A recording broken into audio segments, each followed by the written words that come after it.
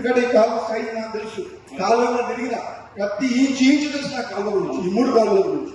దయచేసి నాకు ముఖ్యమంత్రి గారు, మన మంత్రి గారు, ముఖ్యమంత్రి గారు మళ్ళీ ఎప్పుడో ఒకసారి ముఖ్యమంత్రి అయితే మీరు తప్పకుండా, ఎందుకంటే నా నోటి మీద నా నాన్న నా పుట్టుమచ్చ నల్లమైంది, మీరు ఏదంటే 5 గంట అప్పుడు మిస్ అయితే మళ్ళీ భవిష్యత్తు అయ్యే అవకాశం ఉంది.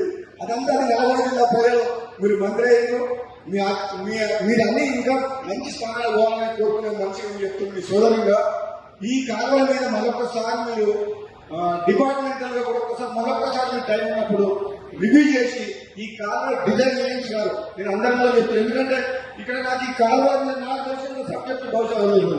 ఎందుకంటే 16 ఏళ్ల నుంచి ఈ రైతుల కష్టాలు బాధ నుంచి కనీసం పైసలు, కనీసం గడ్డి లేదు పశువులకు బోరేసి వేసి రైతులు ఆత్మహత్యలు చేస్తున్నారని చెప్పి పేదవాళ్ళు పొందారు. ఒక రైతు అంటే ఆత్మహత్య చేసుకుంటారు, 18 బోర్లు వేసినా నీరు పడలేదని చెప్తే గుణాలు కావాలని ఎంపీగా చేయించింది.